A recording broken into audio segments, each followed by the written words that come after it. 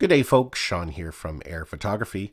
So I thought it would be interesting to make a video to see how the Mini 3 Pro has evolved since it was first released. Quite often with a product such as the Mini 3 Pro, the drone we have today, 8 months down the road, is quite a bit different than when it was first released. DJI releases firmware updates that adds brand new features. They also enhance existing features with new functionality, and they also fix a lot of bugs and problems that surface once a product is released. So in this video, we're going to take a look back at some of the firmware that was released and some of the new features that have been added to the Mini 3 Pro. We're not going to take a look at everything because this video would get quite long, but just some of the major new features and enhancements. Now, if you would like to go and check out for yourself some of the firmware updates that have been released, DJI keeps a comprehensive list on their website of all the changes and features that have been done to most of their products. All you have to do is go to the DJI.com website. You want to select the product that you're interested in. In this case, we're going to be selecting the Mini 3 Pro.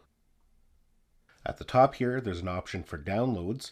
And in this section, you can get all the software that's available for the product. You can download the app, companion software, LUTs if they're available, but you can also get their user manual and any information about the product. What we're interested in is the release notes. And you can see here it's in a PDF format.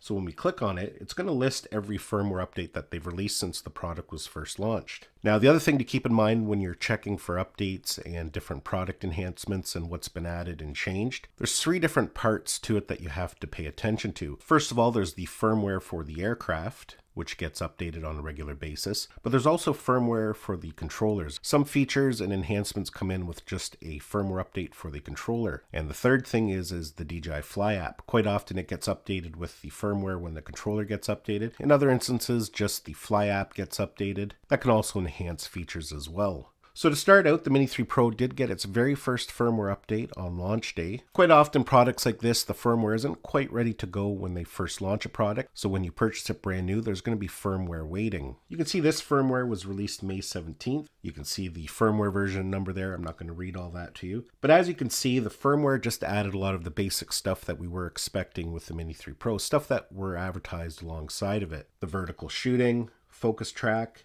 APAS 4.0, hyperlapses, master shots, quick transfer, panoramas, and a couple different filming modes. So those weren't really new features, that was stuff that they advertised with it. But if you happen to get a hold of the Mini 3 Pro before it was launched, you wouldn't have had any of those features on it. But as it was officially released, this firmware was available, and you could get that on day one. Now moving along here, the next firmware update we got was in mid-June, and it was actually a fairly minor firmware update.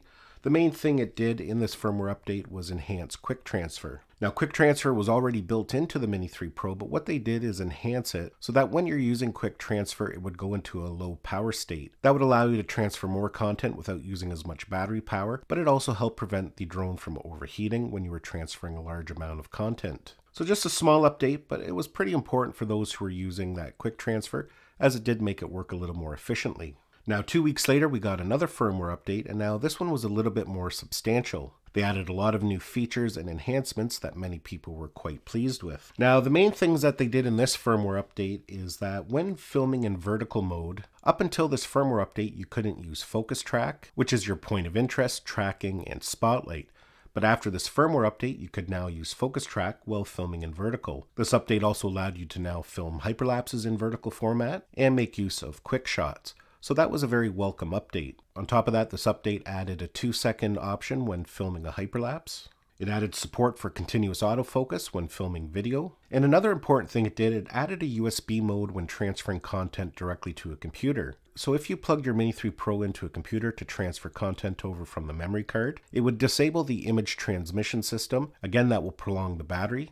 And it also helps again prevent it from overheating quite as quickly. So those were new features that they added in this firmware update, but they did also do some enhancements to existing features as well. They increased the camera speed when taking photos. Another thing it did there was increase the dynamic range when filming a hyperlapse, the quality of video when filming in desyn-like at night. And as you can see there, a few other enhancements and bug fixes as well. So that was a pretty substantial update. Now, the next firmware update came around mid-August, August 17th to be exact. The main thing that firmware added was support for the RC Pro. So if you own the RC Pro, you are now able to fly your DJI Mini 3 Pro with it. Now, of course, it did update and enhance a few existing features. The main one it did was increase the stability of video when filming a hyperlapse. Your videos were much more stable and not as jumpy compared to before the update. Now, moving along here, the next update for the Mini 3 Pro was in October 26th. Now, this update was not a huge update, but it did add a couple of very important new features. Now, if we take a look at the release notes here, you can see it added the dreaded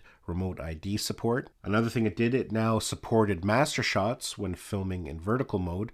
Of course, we got that update earlier in the year where we could do focus track and hyperlapses, but this update now gave us the ability to film master shots when filming in vertical mode. It added shutter priority and iOS priority for the camera when in pro mode.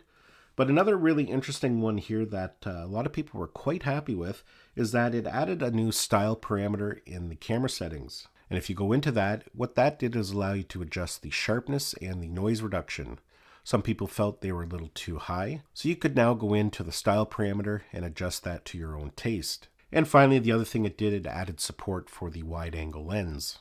Now, on December 22nd, we got another small update. Basically, this update just fixed some unknown bugs. DJI didn't really go into detail what it was fixing, but the main thing it did was add support for prop guards. DJI released prop guards for the Mini 3 Pro and the Mini 3, and this update just adds support for them. And basically, that was the last firmware update that we got for the aircraft. Now, a couple other interesting features and updates that we got between updating the firmware of the controller and the Fly app. The first being when using the compass, we had the ability to switch between using the aircraft and the controller as center of the universe. So no matter which method you preferred, you were able to now switch back and forth. On top of that, throughout updates, we got some range issues fixed. Here in Canada, many of us were having a problem that the drone was going into the CE power mode instead of the FCC power mode, which really limited range. That was also corrected via firmware updates. On June 30th, we got an update for the DJI RC that now allowed us to fly the Mavic 3 with it. So that was a pretty important update for the DJI RC because it now allowed people to buy an affordable smart style controller instead of having to spend a lot of money on something like the RC Pro if you were flying the Mavic 3. That same update also fixed a problem with the compass. A lot of people were experiencing a problem with their compass. It wasn't behaving quite the way it should. On October 26th, we also got another update for the DJI RC that now added support for the Air 2S. A lot of people were really waiting for that update, so that was a very welcome firmware update as well. And finally, in December, we got another firmware update for it that added support for the newly released Mini 3, but it also allowed us the ability to go in and download offline maps. So if you wanted to be able to have full map features while flying without a connection,